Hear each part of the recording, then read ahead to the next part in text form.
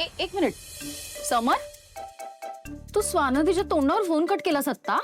केला केला तुला सांगतो त्या बाईशी ना मला बोलताच येत नाही. ऐक ना तू प्लीज जरा शांत हो. तू बस. काय शांत शांत काय हो? पाणी पी. बस तू पाणी पी. शांत. तू का चिडतोस एवढा तिच्यावर?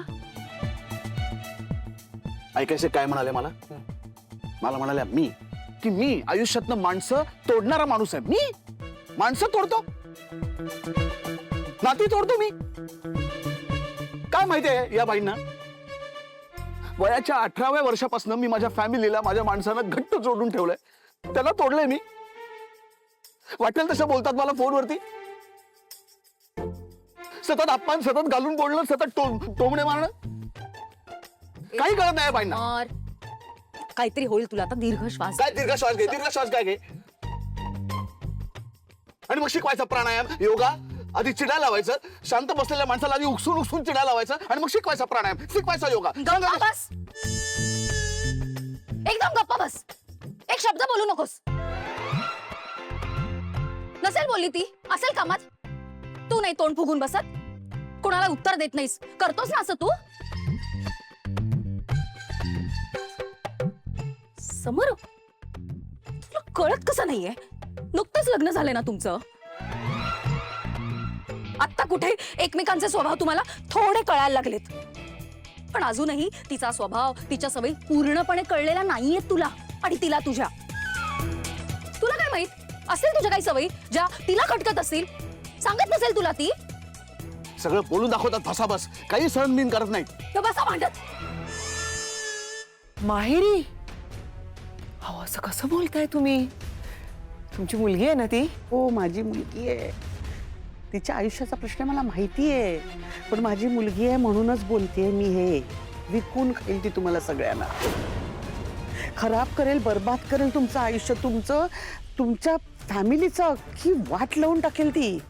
कुठे तोंड दाखवायला जागा नाही मिळणार ना तुम्हाला, सांगते तुम्हाला. म्हणून मी सांगते, म्हणजे मला खरं हे बोलू नाही वाटतंय, पण आज नाही, उद्या नाही, एक महिना पण नाही, चला मी म्हणते 6 महिने घ्या. 6 महिन्यात ती तुमचं घर सोडून, डिवोर्स घेऊन, संसार मोडून आमच्या घरी येते की नाही ते बघा. हो प्लीज असं नका बोलू. 200% खात्री देते मी तुम्हाला. तिचाच विचार असतो सतत डोक्यात. तुम्ही सांगा, मी वैरी नाही का तिची? आई आहे ना. माझ्या मुलीच्या भल्याच्या नादात तुमच्या रोहनचं आयुष्य खराब होऊ दे का? नाही ना. नाही हो, मला नाही सहन नाही होणार ते. किती साधी माणसं आहात तुम्ही. ही अशी रोजची भांडणं, कटकटी, तुमच्या घरातली शांतताच निघून गेली असेल. मला एक गोष्ट सांगायची आहे म्हणतात ते. काय बोला ना. नाही जाऊ दे. आता सांगायला सुरुवात केली ते सांगून टाका ना प्लीज. असं काय करताय? आमच्या अधीराबद्दल बऱ्याच गोष्टी तुम्हाला कळल्या नाहीयेत. काय काय काय काय कळायचंय?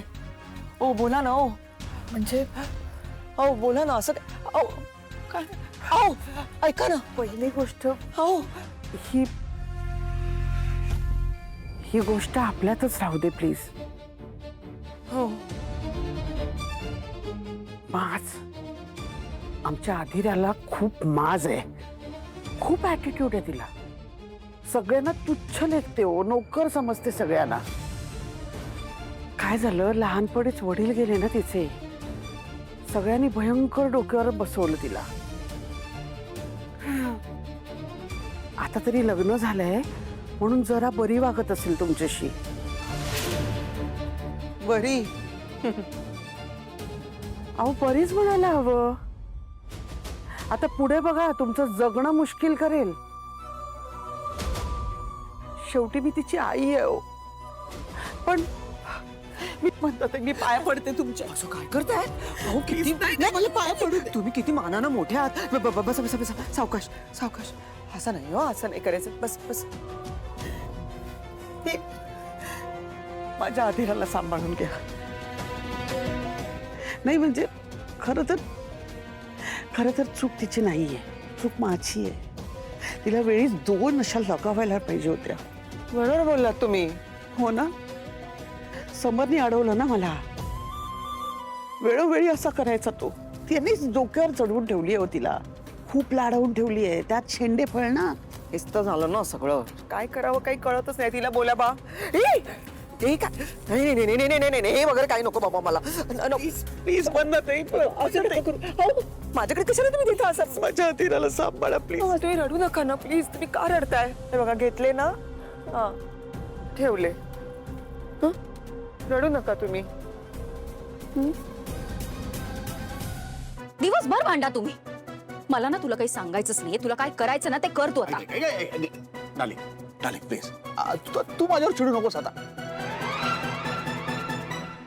बस खाली please, bus please please. Nikita darling, मला काय म्हणायचं आहे ते तू एकदा. तू आधी माझा ऐक. एक वेळेस जुळायला वेळ लागतो समर.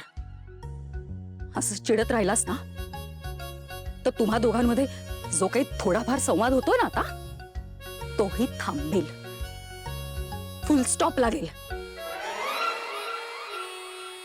मान्य आहे मला, तुझ्या मनाविरुद्ध लग्न झालंय, नाईलाजाने झालंय. I agree. But summer, you never know.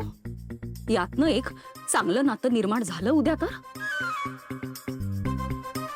Possibility आहे ना. So just give it some time please. Wait. सारखं तिच्याशी मूर्खासारखं वागू नकोस.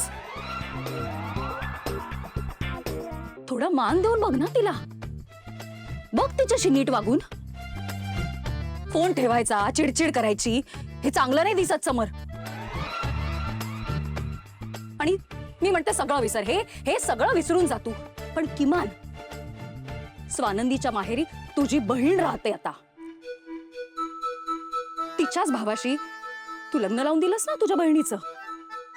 तिच्या भावाबरोबर संसार करते ना तुझी बहीण. ते तरी किमान विसरू नकोस. कोणासाठी केलं हे सगळं. अधिरासाठी केलंस ना तू. मध्ये विसरू नकोस.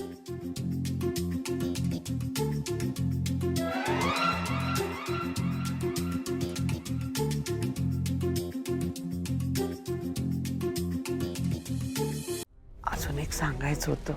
स्वानंदी घरात आल्यापासून सगळं अशुभ घडतंय हो. त्या बोलल्या सगळं वाईटच घडतंय, अपशकुन होत आहेत. मला खूप वाईट वाटलं, पण असं नाही बोलायला पाहिजे होतं त्यांनी. स्वानंदीला त्या म्हणाल्या की ही पांढऱ्या पायाची आहे. माझ्या मुलीला पांढऱ्या पायाच्या म्हणाले त्या. हो, असं कसं बोलायचं. असं बोलायचं असतं काय. शेवटी बघा, जशी आमची मुलगी तुमच्या घरात आली आहे ना लग्न करून, तशी तुमची मुलगी आमच्या घरी लग्न करून आली. हो ना. आली आहे ना. हा विचार नको का त्यांनी करायला. ऍक्सिडेंट कोणाचा झाला. आमच्या मुलीचा झाला. हनीमूनला जायचा हट्ट कोणी धरला होता. विसरलात वाटतं. अधिरा. अधिराचा होता ना.